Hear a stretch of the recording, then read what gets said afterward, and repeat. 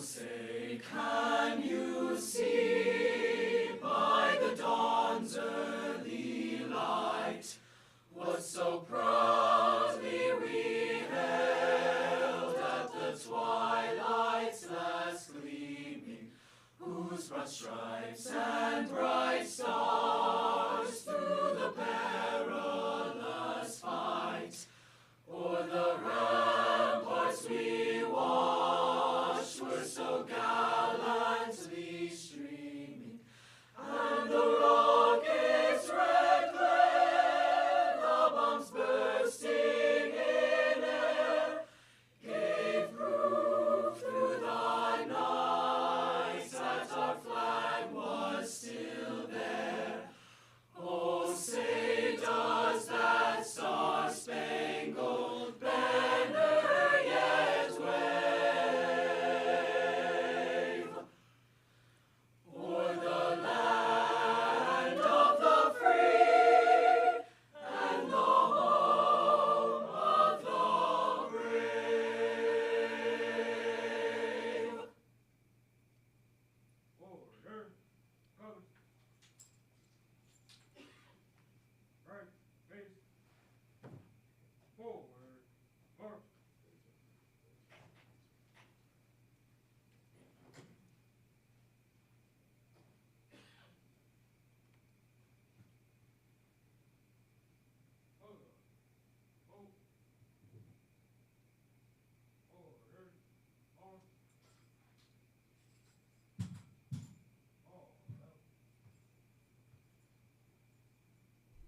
Please be seated.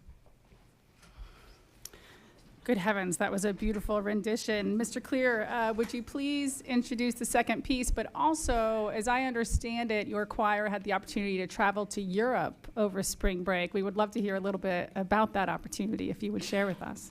We did. Thank you very much. It's a pleasure to sing with you today and to honor all the things that are going on here at the district and at our school.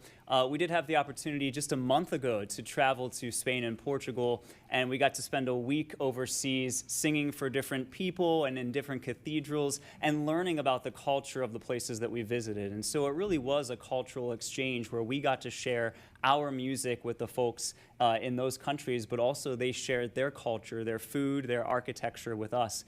And it's a thing that we'll never forget, a lifetime experience and certainly a hallmark moment for our program. So thank you to the board for approving that trip over a year ago. And thanks to everyone here at District Office who supported us before and during our trip as well. Thank you very much. As we recover from our jet lag, we did have time to present a new piece for you all today. It's called Joshua Fit the Battle, arranged by Moses Hogan.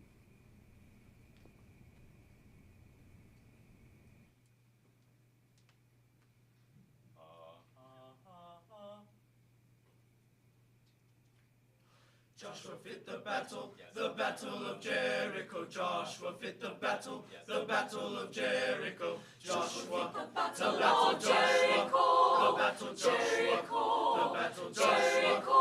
The battle Joshua. The battle Jericho. The battle Joshua. The battle Joshua fit the battle of Jericho. Joshua fit the battle of Jericho. Joshua fit the battle of Jericho. The battle Jericho. The battle Jericho. The battle Joshua. The battle Jericho. The battle Joshua. The battle Joshua fit the battle of Jericho. Joshua fit the battle of Jericho. Talk about your kings of Gideon. Go on, you can talk about your men of Saul. Go on, yes, you can talk about my good old Joshua at the battle of Jericho. That morning, Joshua, the battle of Jericho. The battle Jericho. The battle Jericho. The battle Joshua. The battle Jericho. The battle Joshua. The battle Joshua fit the battle of Jericho. Joshua fit the battle of Jericho. Talk about your kings of Gideon. Go on, you can talk about your men of Saul. Go on, yes, you can talk about my good old Joshua at the battle of Jericho. That morning, Joshua, the battle Jericho. The battle Jericho. The battle Jericho. The battle Joshua. The battle Jericho. The battle Joshua. The battle Joshua fit the battle of Jericho. Joshua fit the battle of Jericho. Right up to the walls of Jericho. Jericho. He marched with spear in hand. Oh, that horn, Joshua. That ram horn, Joshua cried. How's the battle lamb in my hand? God Almighty. Then the lamb ram sheep horns began to blow. And the trumpets began to sound. The battle Joshua commanded the children to shout. And the walls come a-tumbling down. Oh Lord, you know that Joshua fit the battle of Jericho. He fought the battle fit the battle of Jericho. He fought the battle fit the battle of Jericho. The walls come tumbling down. Oh Lord, you know that Joshua fit the battle of Jericho. He fought the battle fit the battle of Jericho. He fought the battle fit the battle of Jericho. The walls come tumbling down.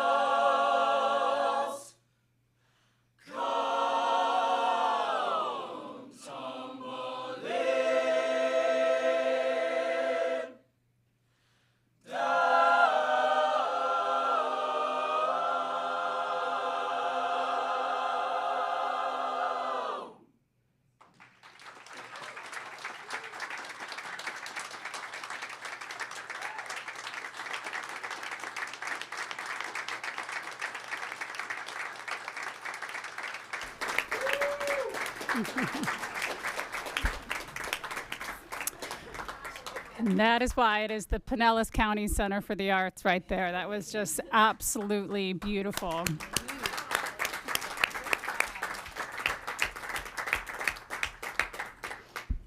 Thank you. Thank you so much. I know you're proud, Principal Brown. We are too. Thank you. The next item on our agenda today is a video celebrating our Emerging Teachers of the Year. Let's take a look. Ms. Hernandez has been selected as the Pinellas County Elementary Emerging Teacher of the Year. Yay! Oh my gosh, I'm so proud of you. I'm just so happy to be able to represent the district in this way. I grew up in Pinellas County Schools, so this is just a full circle moment. It's wonderful. This is all because of you guys. Like, I literally could not be the best teacher without you guys, so thank you all so much because you are just amazing. This is where I belong. Anytime I'm outside of the classroom, I just don't feel the same. When I'm inside my classroom, I feel the most safe, the most expressive to be myself. So yeah, I just love the classroom. We have a little surprise. Cool. You are Pinellas County's Emerging Teacher of the Year. No. That's so cool. I love Thank you. Mom's here. Hi, Mommy. I was definitely a little bit surprised. I didn't expect to get this award, but it's super, like, it's a big honor. I'm really, like, I'm just shocked. I'm very shocked. I had amazing teachers coming up through Pinellas County Schools, and I've always really loved to learn. And so I was like, I want to encourage students to feel that kind of emotion and excitement when it comes to learning as well. Teaching is everything, it opens doors. Teaching does open doors, especially when it's done as well as it is by the many teachers we have here in Pinellas County Schools. Congratulations to our emerging teachers of the year. Introduction of professional and community organizational representatives. Isabel Mascarenas, our public information officer. Good morning, Madam Chair, members of the board, Mr. Hendrick, and staff. It is my pleasure to introduce the following representatives of community and professional organizations. Representing the North Pinellas League of Women Voters, Dr. Marty Shapiro and Jennifer Cedillo. From the Pinellas Arts for a Complete Education Coalition, Katrina Young. Today, we have a presentation from the Student Rights and Responsibility Committee. Please welcome Christiana Green and Jordan Bostick from Gibbs High School and their principal, Barry Brown.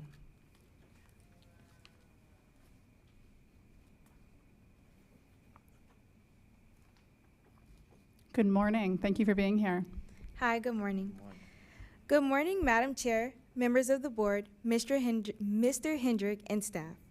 It is our pleasure to present the Student Rights and Responsibilities Committee report for Jonathan C. Gibbs High School.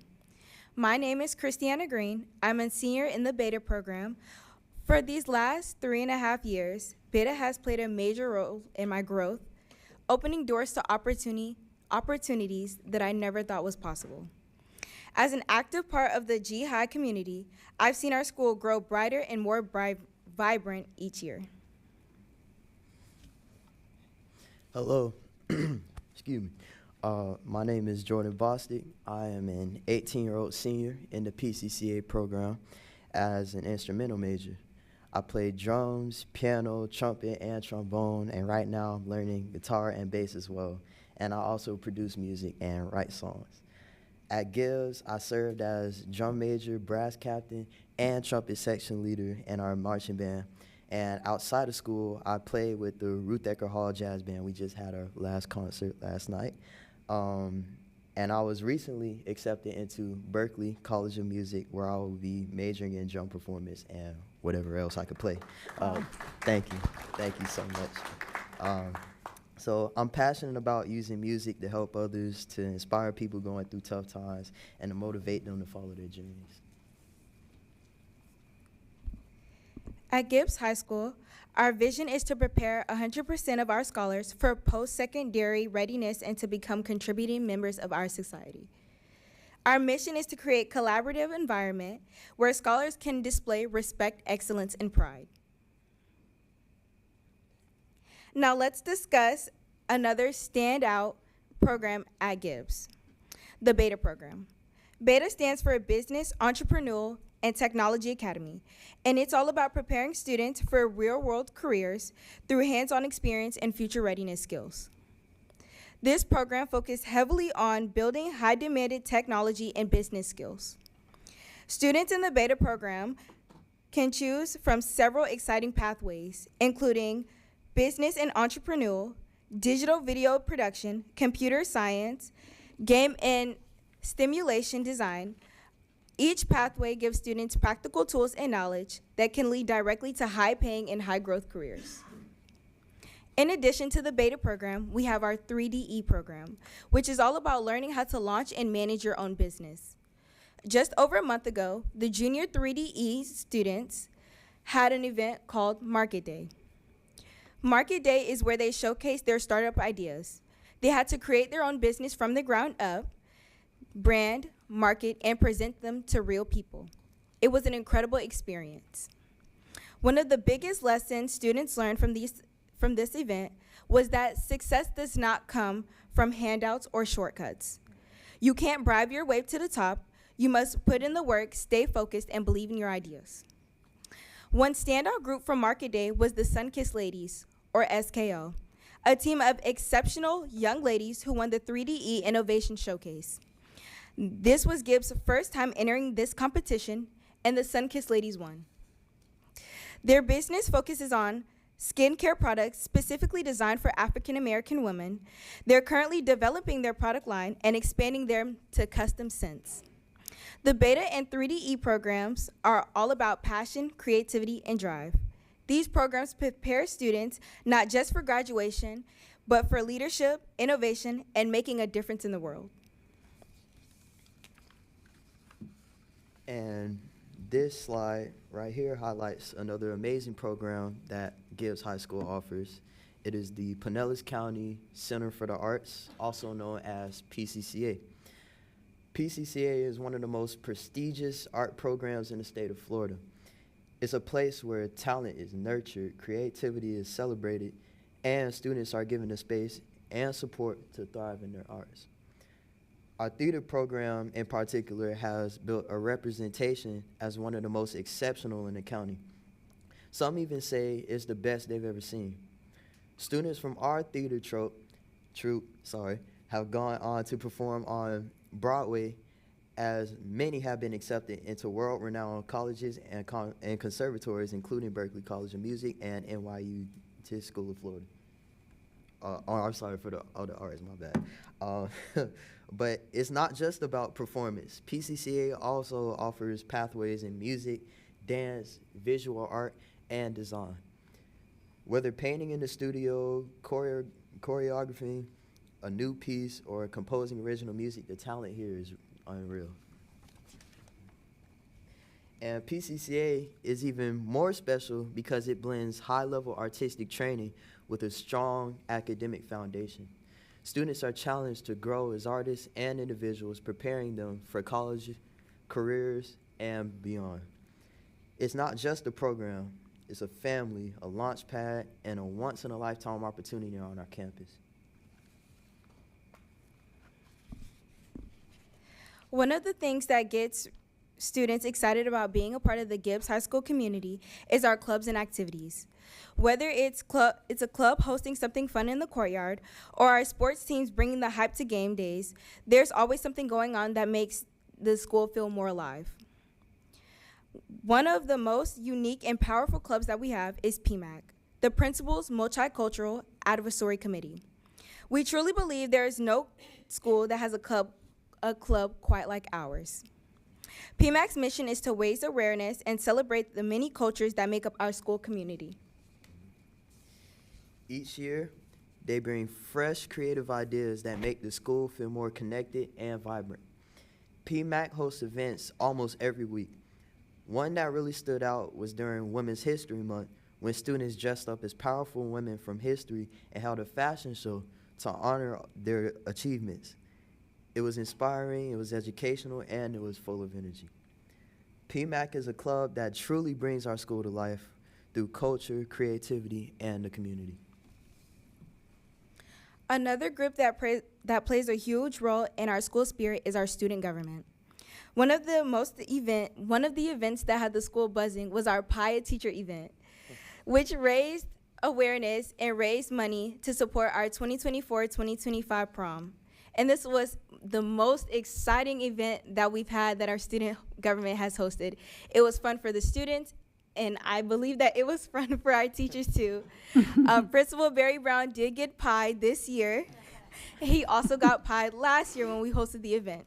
So I would say that was truly exceptional and wonderful, and it brought our school together as one. And finally, we have the Lighthouse team, which is our student-led leadership class, which I am proud to say I'm proud of as well. This group helps make Gibbs a student-centered school by taking on responsibilities usually left to adults. We plan and run PBIS reward events, celebrate academic success, and organize fun activities that keep students motivated and involved, like the talent show that we have recently planned, and we will start by the end of this month. And because of the Lighthouse, more students are participating, connecting, and showing school pride. They raise the energy on our campus and remind everyone that this is our school, and we all have a role in making it great. Gibbs is also home to some of the most hardworking and talented student athletes around. Our boys basketball team has made it to the state tournament 3 years in a row, and in the 2023-2024 season, they brought home the state championship. This year, they returned to the state finals, showing once again what it means to play with heart and determination. Our athletes train all year round with dedicated coaches to support their growth on and off the court. And these results speak for themselves. Year after year, colleges notice our talent. Many of our athletes have committed to top collegiate programs, including D1 colleges. And beyond sports, our marching band and track and field teams are just as impressive. Our band has earned superior ratings at events like the Silver Lake Classic and Palm Harbor's MPA competition. We even host the legendary Battle of the Bands at Gibbs, where the energy is unmatched. Whether it's on the court, on the track, or on the stage, Gibbs students are learning life skills like discipline, leadership, and time management, and using their talents to reach the next level. At Gibbs High School, we don't just play the game, we set the standard.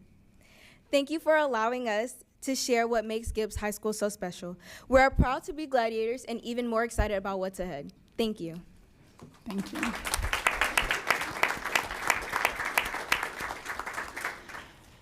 Thank you so much for that presentation, and congratulations on your successes. I hope you enjoy the Berkeley School of Music. That is really, truly exceptional. Thank you, Mr. Brown. Thank you for being here. Item number 2, amendments to the agenda. Mr. Hendrick, are there any amendments to the agenda? Madam Chair, there are no amendments today.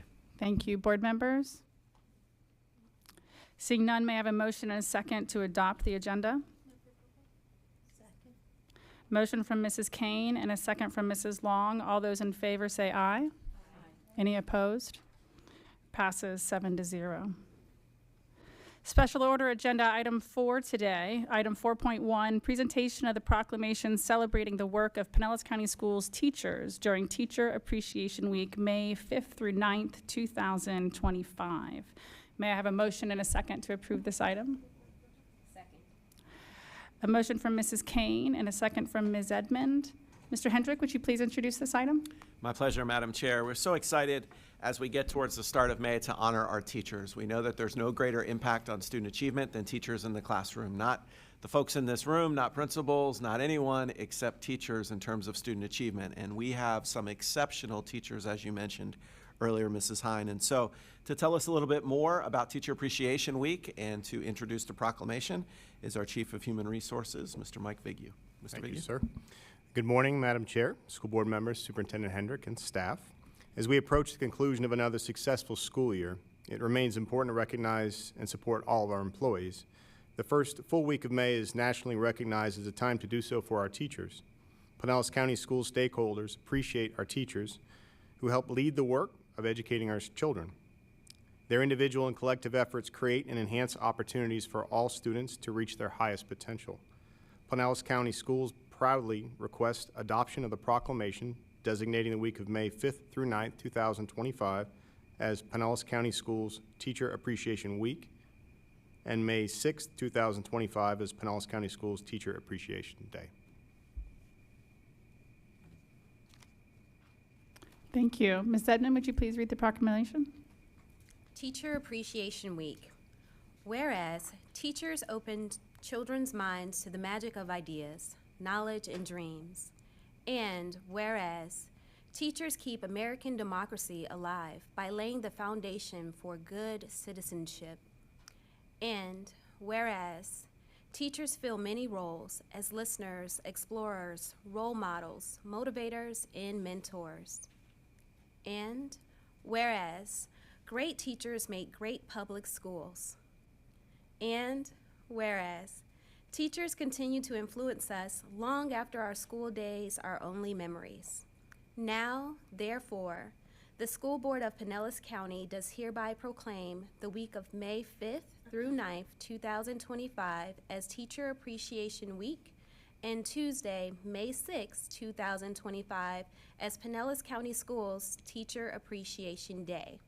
We urge that all observe this week by taking the time to recognize and acknowledge the impact that teachers have had on our lives. Signed this 22nd day of April, 2025. Thank you. Any discussion? I would just like to acknowledge all of the parents and PTA members out there. As the treasurer of the PTSA at Johns Hopkins Middle School, I know that we are working really hard on our Teacher Appreciation Week next week, getting the donations and the things made and all those kinds of things. But even a thank you card or email to your teachers makes a big difference. So this is the time, this is a great time of year to make sure you reach out and acknowledge your children's teachers and simply say thank you for the amazing work that they do. Thank you, Mr. Bigu. We have a motion and a second to approve item 4.1. All those in favor say aye. Aye. Any opposed? Passes 7-0. Item 5, public comments on agenda items. Mrs. Hauk, do we have any speakers? Yes, Madam Chair, there's one speaker for agenda items. Thank you. Please go ahead. The speaker is Mark Clutho. He is speaking to items 7.3, 7.11, and 7.12.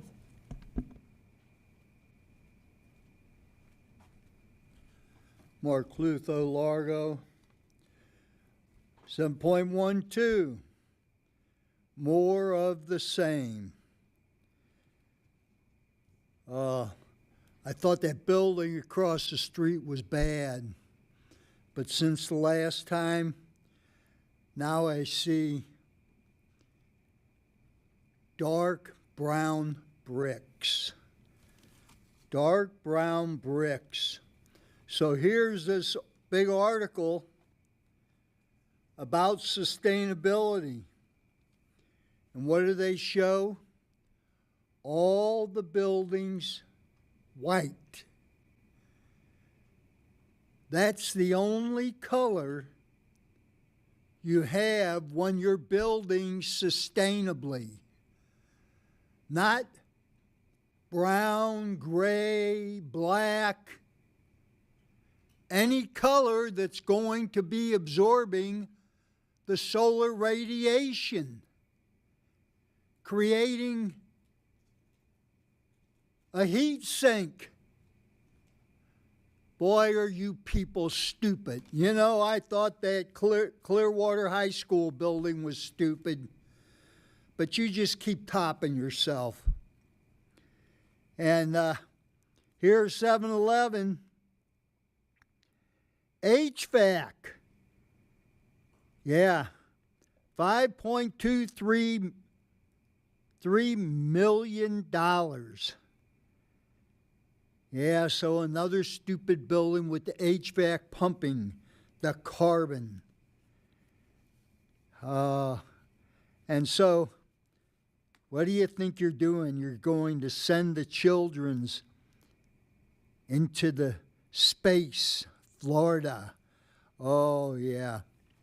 So you know that moron Musk? What does he say about his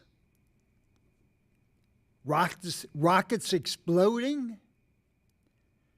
That's unplanned, premature disassembly. Yeah. So these children are going to join that crowd. And those rockets, what do? They burn the atmosphere. Burn the atmosphere, belching the carbon. The only good thing you can do with them is something to help predict the environment, the climate, the weather. Madam Chair, there are no other speakers. Thank you. Item number 6, unfinished business. We don't have any unfinished business today. Item 7, our consent agenda. May I have a motion and a second to approve the consent agenda? Motion from Ms. Blacksburg and a second from Mrs. Meyer. Thank you. All those in favor say aye. Aye. Any opposed? Passes 7-0.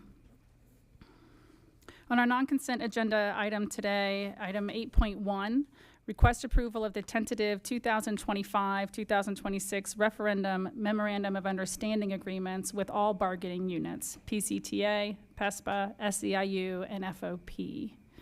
May I have a motion and a second to approve this item? A motion by Ms. Edmond and a second by Mrs. Peters. Mr. Hendrick, would you please introduce this item? Thank you, Madam Chair. We're excited to bring forward today the agreements with all of our bargaining units to put into effect the impact of the referendum that the board supported, that the voters supported, and that we've had multiple workshops and policy changes to get to this point where we could go out and say, now how do we distribute the money for all of our employees? And so I'm very pleased to say that our employee groups worked hard on this and got the votes necessary, in fact, overwhelming votes. But before I take too much more of the information, I'll pass it back to Mr. Vigue, our Chief of Human Resources. Mr. Vigue? Good morning again. We are requesting approval of our 25-26 referendum memorandum of understanding agreements with each of our 4 bargaining units. We would like to thank the union representatives for recently completing the voting ratification process. 99.6% of voting SEIU, 99.8% of voting PCTA, and 100% of voting PESPA and FOP approved the MOU agreeing to the distribution of the referendum retention income. For the first time, full-time regular support staff will receive approximately $2,910 annually based on the number of hours worked. Full-time teachers will receive a minimum of $11,081 annually, which is an increase of $4,114 from the previous amount. If approved, our Human Resources team will begin working alongside our payroll department to ensure employees will begin receiving their increases starting in July of 2025. Thank you, Mr. Vigue and Mr. Hendrick. Board members, is there any discussion?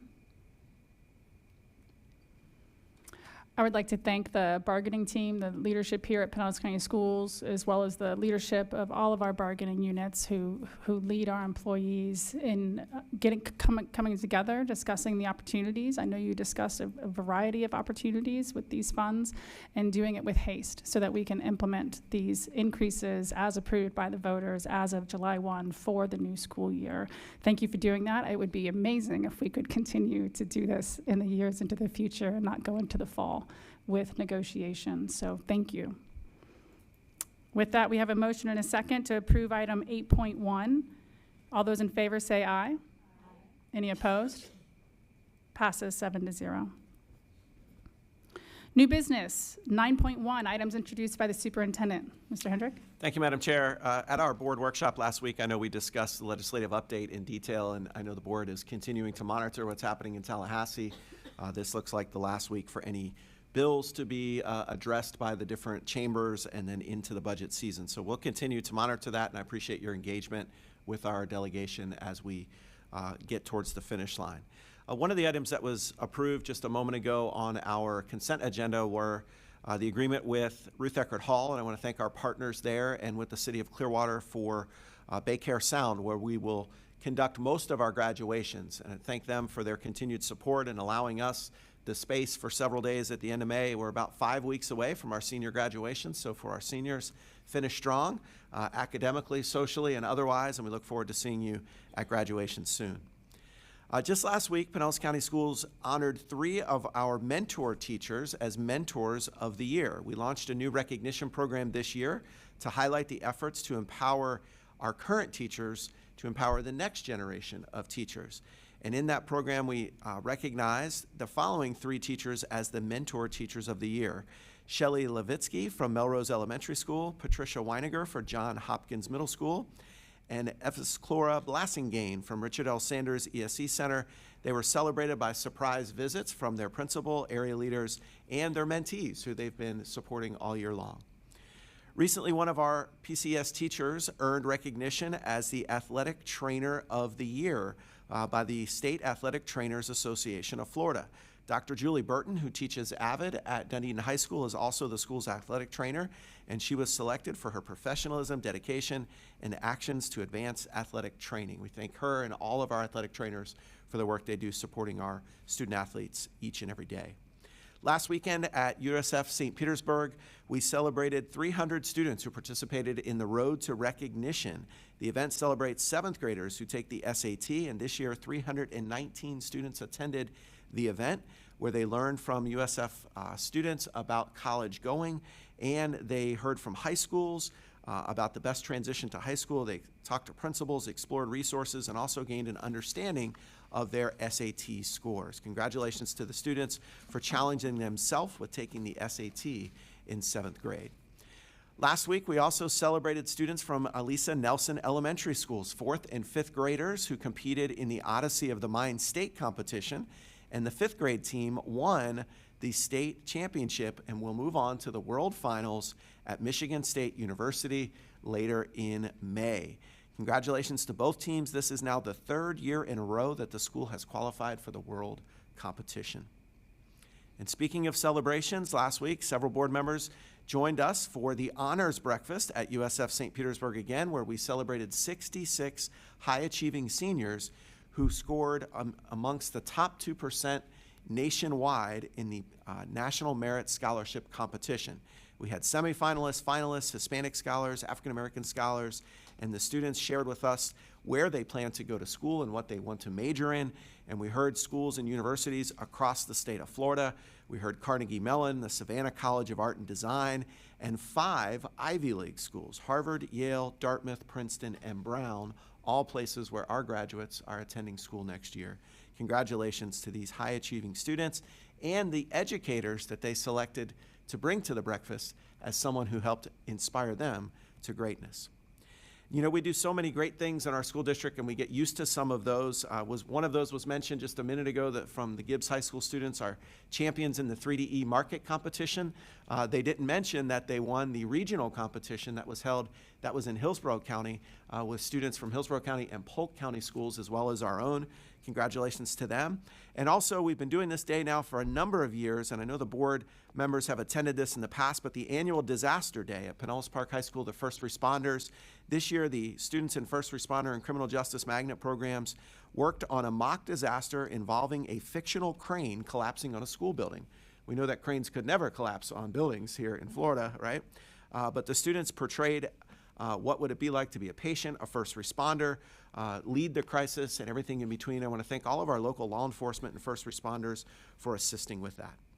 Upcoming this Thursday night, I'm excited to launch a new visual arts recognition at the Museum of Fine Arts in St. Petersburg. It's called the Superintendent's High School Exhibition of Excellence Awards, and it is works of art 2D and 3D from students who are in advanced placement and honors level visual arts courses across the county.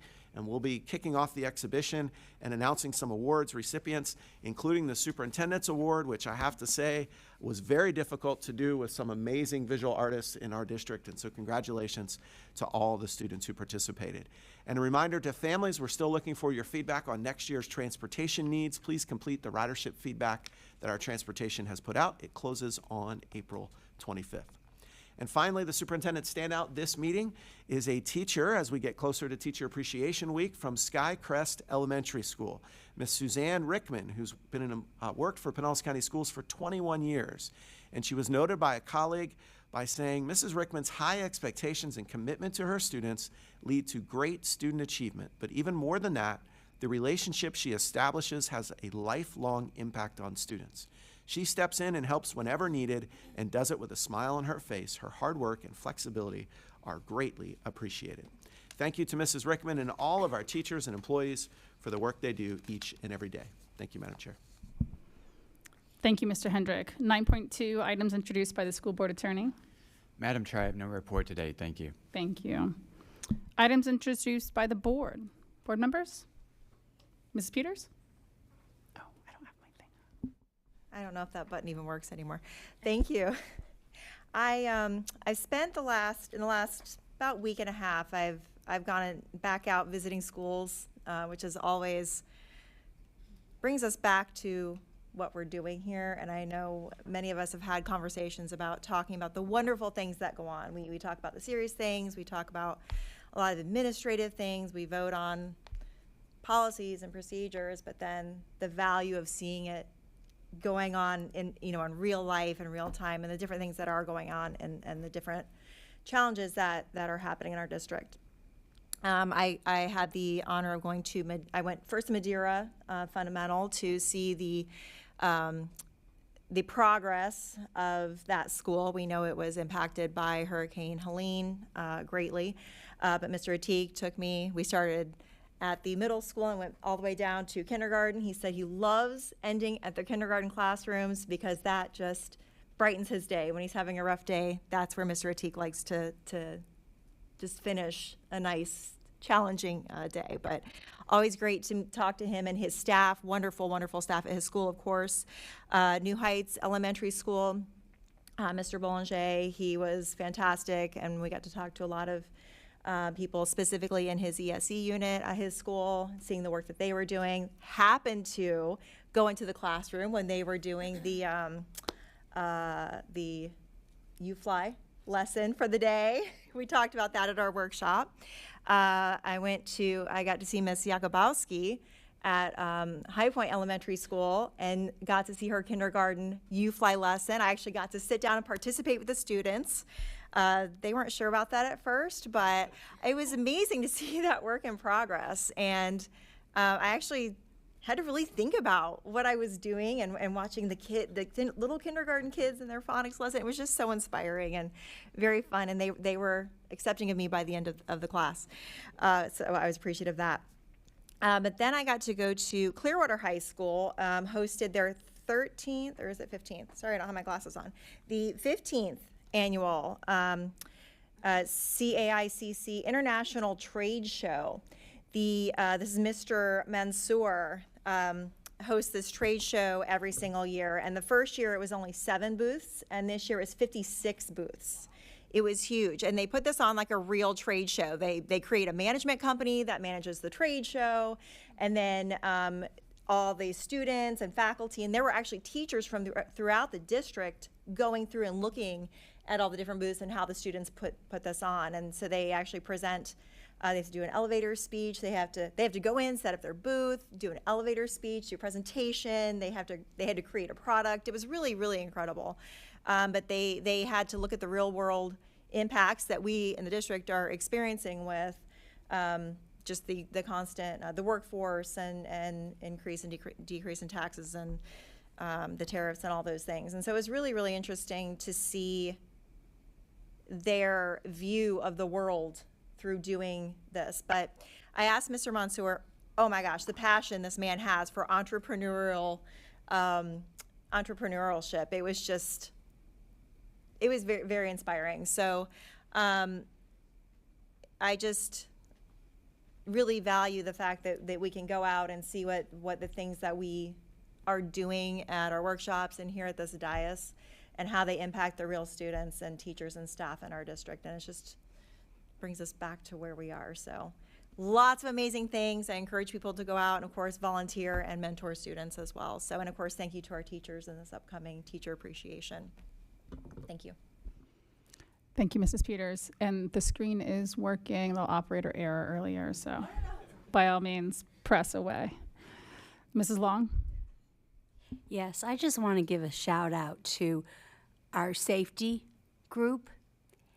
Last week after the FSU shooting, there were several young students, freshmen and sophomores, who, when they were asked about the situation, they all said the one thing that kept them safe and aware of what's going on was that they remembered all of the practices that we have to do in a school district with the active shooter drills. And I know that's it's been a tough process because you don't want to go overboard and scare them, but last week showed why it is so important. And there was one young man, I'm not sure, I think he was from Hillsborough, and he said, if I hadn't had those drills in high school, I wouldn't have known what to do today. That says a lot about our Florida plan of how to keep children safe and young adults, because it's now anywhere this could happen. But it shows that our young people are listening and they're paying attention, and even though they don't like the drills, it is helping them. So let's continue doing a great job because it saves lives. Thank you. Thank you, Mrs. Long. Other board members? I have a few things I'd like to share today. One, I want to share with you all just in the honor of Pope Francis's passing recently. I read an incredible book by him in the last couple of years. It's called Let Us Dream, and I'd like to recommend it to you. And as I read my books, I'm always using a pencil and underlining and highlighting and marking things up. And if I read everything to you that I underlined in that book, we'd be here all day, because it was full of inspirational ideas as well as great grounding. But I would like to read 2 quotes from that book to you. One of them is, "We need to proclaim that being kind, having faith, and working for the common good are great life goals that need courage and vigor, while glib superficiality and the mockery of ethics have done us no good." A second quote from the book is, "The good of each individual determines the good of all, and vice versa. The good of all determines the good of each individual." I believe that Pope Francis's vision of humanity, of interconnectedness, was not just a moral stance, but it was a way of life that he embodied, seeking peace, embracing the marginalized, and uplifting the dignity of every human being. And these are ideals that span across faiths. May his memory be a blessing to us all. As Mr. Hendrick mentioned, this is a time of celebrations. Ms. Edmond and I were at the honors breakfast last week. It was very inspirational. I did count. We had 27 National Merit Scholar finalists, which is really extraordinary. I also, had the schools, but I do want to mention a few of their majors that they mentioned: biotech, pre-med, linguistics, cybersecurity, architecture, neuroscience, aerospace engineering, sports medicine. And those are just a few of them. It's amazing to be around our young people. They're just remarkable and inspiring. And these particular students really personify the excellence that I believe we're going for here in Pinellas County Schools. And it was also great to be with teachers and leaders of the highest caliber who were there. So congratulations to everyone. I did want to mention another celebration that's coming up this coming week. We will be doing a ribbon cutting of the Betty Ray Ivy Discovery Center. It's on this coming Tuesday at 9 a.m. Just to mention to the public, the Betty Ray Ivy Discovery Center provides 2 primary services. Both are in early childhood. The first is, it is our child care center for full-time employees for their children ages 1 to 3. We're the first school district in the state of Florida to provide this kind of program for employees, and it's housed out of here. It's amazing. And then the other thing that Betty Ray Ivy Discovery Center does is play-based evaluations and service connections for all students across the district ages 3 to 5. They do pre-K assessment, early steps, Head Start, and other kinds of programs like that. So it is definitely our early childhood education center. I want to share a little bit about Betty Ray Ivy, and we'll celebrate her more on Tuesday morning. She was a 31-year dedicated educator for the children in Pinellas County, began her career as a first-grade teacher at Perkins Elementary School. She became an elementary school principal and then capped her career serving 11 years as an area superintendent. But in the 1990s, so nearly 30 years ago, she played a pivotal role in shaping our educational landscape for thousands of kindergarten students. She actually authored curriculum that became the foundation for our early childhood education. So we're very proud to name this Discovery Center after Mrs. Ivy and look forward to celebrating her next Tuesday, May 9th at 9 a.m. You're welcome to join us. I did also want to mention, as Mr. Hendrick mentioned, we're coming towards the end of the legislative season up in Tallahassee, and one of the things they're going to be moving into discussions about towards the end of this week is the state budget. Towards the end of the week, and then also all throughout next week. So if we're going to communicate with them, now is a time to communicate with them. I've heard from a lot of families in the area about the potential cuts, the 50% cut to our advanced academic programs like AP, IB, ACE programs, but also to our career technical programs. Both of those sides are facing a 50% funding cut. What that means to us in terms of dollars here at Pinellas County Schools is about a $10 million cut for those advanced programs and career technical programs. Now that's $10 million, and that's a lot of money. And then we've also heard about the FTE, the full-time equivalent, the per student funding, how that, what we're looking at right now is maybe a 1 to 1.9% increase over last year's funding. So if you think about a 1% increase or even 1.9% increase, it's, that's well below the current rate of inflation. And of course, our school district faces inflationary pressures just like you do in your home, right? We buy groceries. We served 8.5 million lunches last year. 8.5 million. That's a lot of groceries. Plus, of course, the utilities and everything else. So that's a much bigger number. But what I want to share with you that I don't hear talked about much, what I think is the elephant in the room really, is the pressure that our legislature is facing right now, the financial pressure that they're facing. And what that is the Legislative Budget Commission, and you can look this up. I don't run these numbers, the Legislative Budget Commission does. They have reported in their 3-year financial outlook that the state of Florida is facing a deficit. So this coming year, year 1, is okay, but the next year in year 2, we're facing a $2.8 billion deficit, and then in year 3, a $6.9 billion deficit. That, if you're in the legislature, if you're up there, that is a big deal, and that puts a lot of pressure on you as far as the state budget goes. What else, though, to note about that Legislative Budget Commission report is that it's very clear that the top 2 drivers of facing this deficit are 2 things.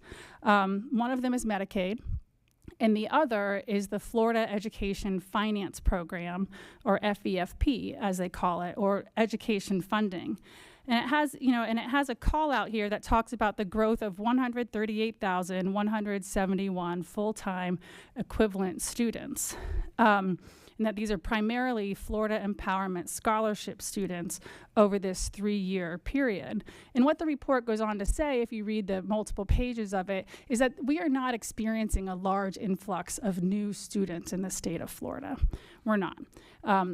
What it is the fact that we removed the income limit for the empowerment scholarship, which we've all mostly known as low-income school vouchers, right? So back in 2001, when the state of Florida first started funding school vouchers for low-income students, that was defined as 185% of the federal poverty level is what they defined as low income. Now, over the years, that percentage was raised and raised until it got to 400% of the federal poverty level. And as of 2021, before we even passed the universal vouchers part, more than half of Floridians qualified for this low-income voucher. So more than half of people qualified for something that was originally supposed to be for low-income students.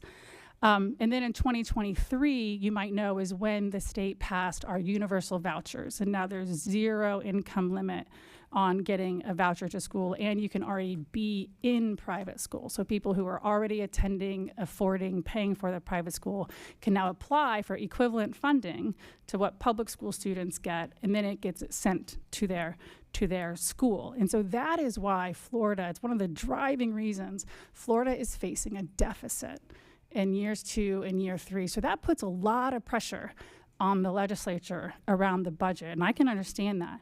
So back to Pinellas, there's that potential $10 million loss when it comes to advanced academics and career technical programs. But understand, if you look at our budget documents, which were presented in last week's workshop, anybody can pull them up online, what you will see is that 5 years ago, in 2020, 2021, Pinellas County had just under 2,400 scholarship students for the McKay and Gardner scholarships, and it cost Pinellas County under $20 million. We'll say right about $20 million. But now in 25-26, again, now that it's open to all income and all schools, we will have almost 17,000 students at $160 million.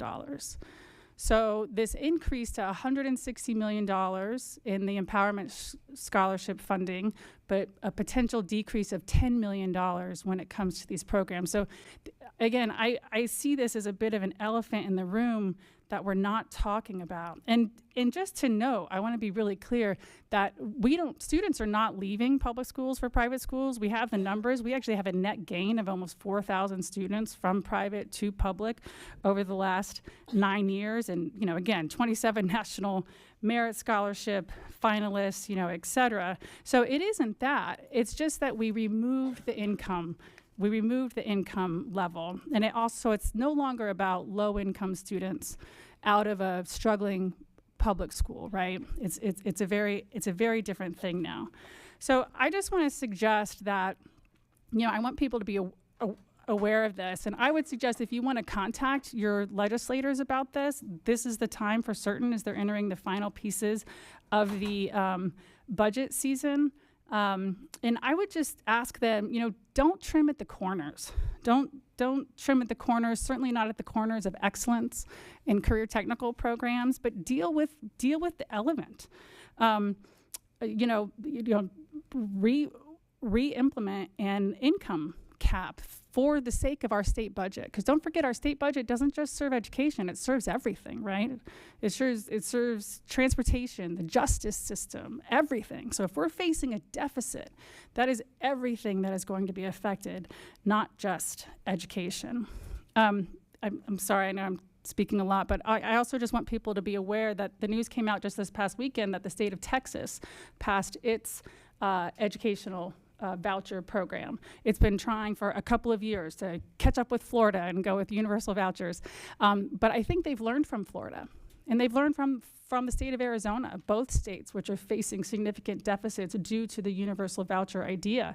And what they were able to do is maintain the idea of school choice, but also have some financial responsibility. So what they did was say for anybody over 500% of the federal poverty level, you get 20% of that per student funding. You don't get the whole thing, you get 20% because we know that you can afford the rest of the piece to go to private school.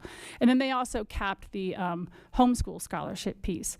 So there are ways that the state of Florida, I think we might have just rushed into it, and at this point there are some questions to ask. So if you're watching this school board meeting, if you're paying attention to this at all, then you must care about education, and you must care about excellence for every child when it comes to education. And so the two main people leading the budget discussions at this point, they're actually local to us. One is in Tampa. His name is Representative Lawrence McClure. And then the other is here in Pinellas, Senator Ed Hooper.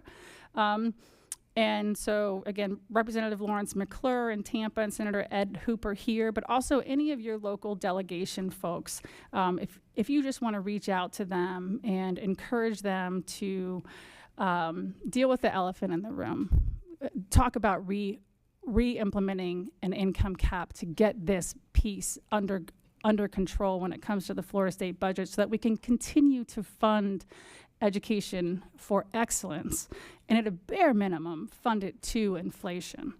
If anybody has any questions about this, I have entirely too much information on my hands, and I would be very glad to share it with you. You can reach me at Hinel, Hinel, at pcsb.org. My mobile number is 727-871-9642. Education is my favorite topic, and ensuring we achieve excellence in education is that topic. So I'd be glad to talk with you. I think it's important. Any other comments? You're welcome. Okay. Item 9.4, review of board requests. Madam Chair, I did not note any board requests. Thank you. With that, I'll adjourn today's meeting and move to public participation. We will now move to public comment on the general business of the district. Please note that the views and comments of the public speakers are their own and not endorsed nor sponsored by the school board or district. We cannot ensure the accuracy of statements made, but will review concerns that are raised and take appropriate action, which may include clarifications or the referral of speakers to the proper staff members for assistance. The board is committed to a standard of civility and decorum in conducting our meetings. This includes refraining from clapping or making audible noises during or after a speaker's comments. We appreciate you assisting us in maintaining a civil and constructive environment. Additionally, please note that although board members or Superintendent Hendrick may leave the dais briefly, there are speakers in the back room, and we will continue to be able to hear your comments. Thank you. Mrs. Haug? Thank you, Madam Chair, board members, and Mr. Hendrick. There are 4 speakers this morning. The first 2 are Tracy Craig and Shantala Davis.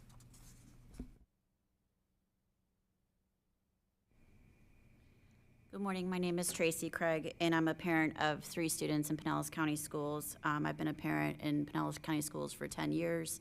I still have 8 more to go.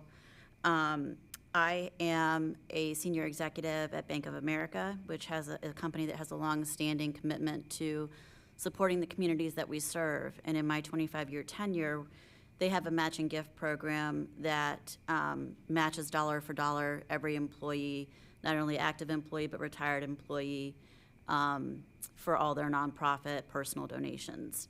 I have spent the past 10 years taking advantage of that program to benefit the schools that my children attend. And not only do they match donations, but if they also have grant programs where for volunteers that donate or volunteer a certain amount of hours, they provide grant money directly to the school for that.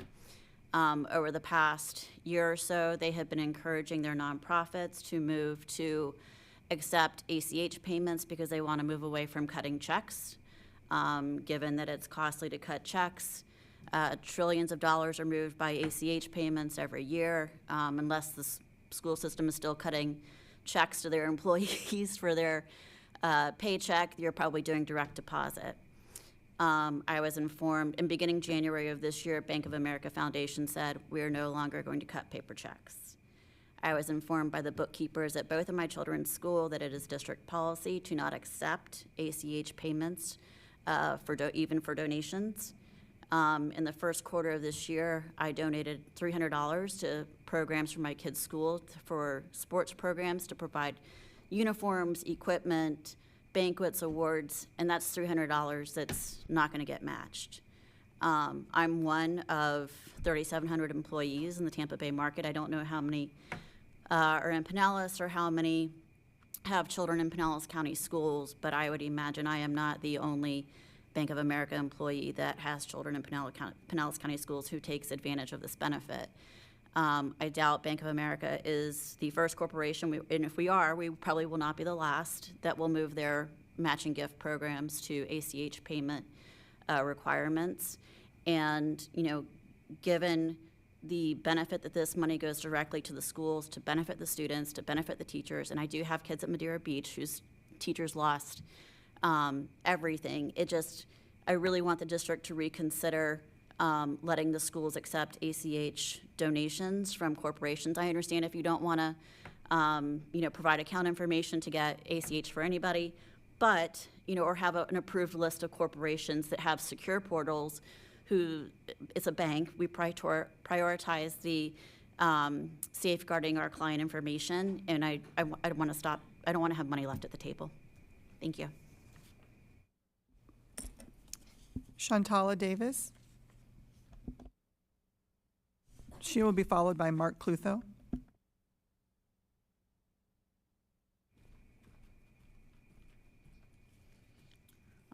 Good morning, chairpersons, members, superintendent, and I thank you in advance for your time. My name is Shantala Davis. I'm a lifelong resident and business owner in Pinellas County, and I come to you today as humble as I can, but also feeling frustrated and disappointed in the administration at Dunedin Highlands Middle School. I have so many things to say with so little time, and with that being said, there's also other family members here that represent their family that come with complaints about their children as well. And so as you can see, it's not just one story to tell. There are chapters and chapters of a novel of nightmares through Dunedin Middle School. Our children have been wronged and thrown aside by the school. We have good children who start off as just that, good children. And by the end of the year, their lives are profoundly affected in such a negative way. Administration does not give due respect to the parents or children when conflicts arise at school.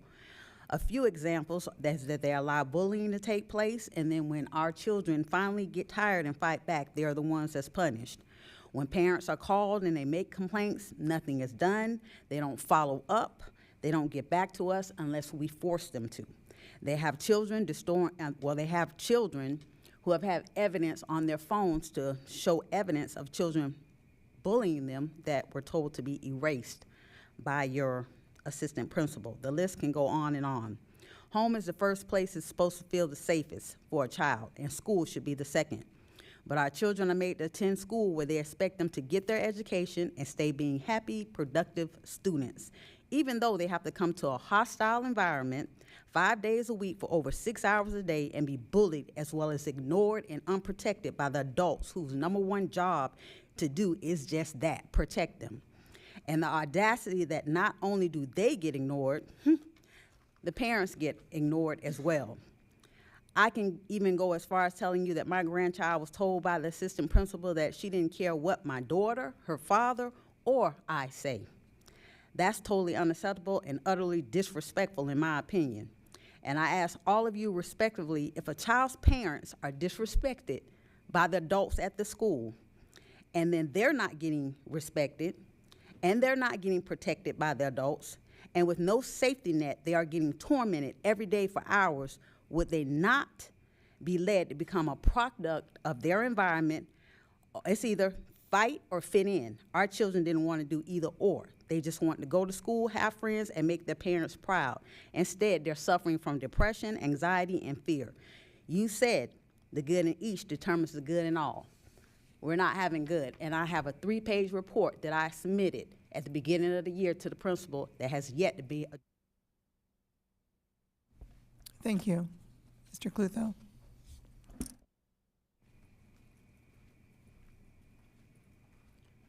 Mark Clutho, Largo.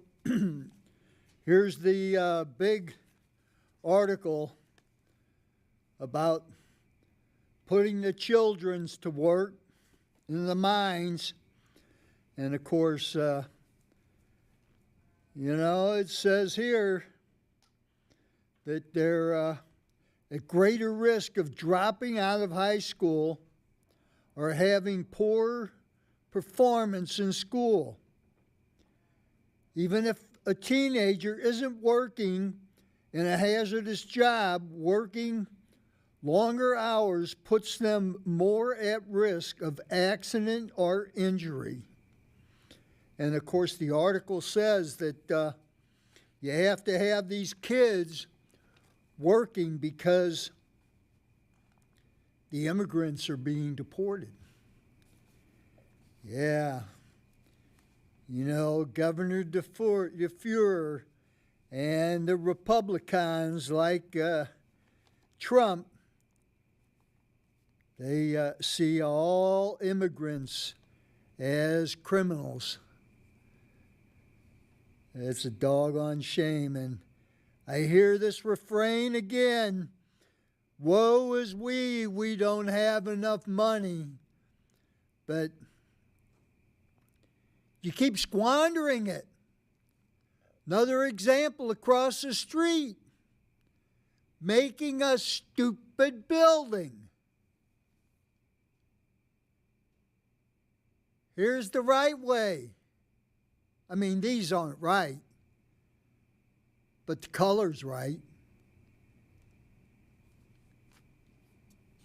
And you do stupid things like that Clearwater building, the Largo High School, that middle school on Belcher with clear story windows that aren't right. You don't get any of the buildings right. And of course, money's not coming in because the tourists aren't coming in here with their tax dollars because of the sick people. You heard the one about what's between Canada and Mexico? It's stupid. That's you. Yeah, and you're partly responsible for this, the die-off of the manatees, with your stupid buildings. The next speaker is Brittany Johnson.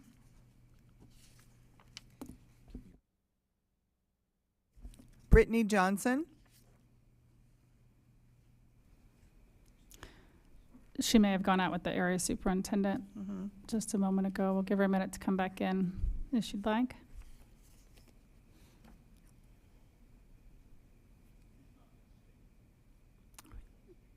Okay, thank you. She's not going to speak.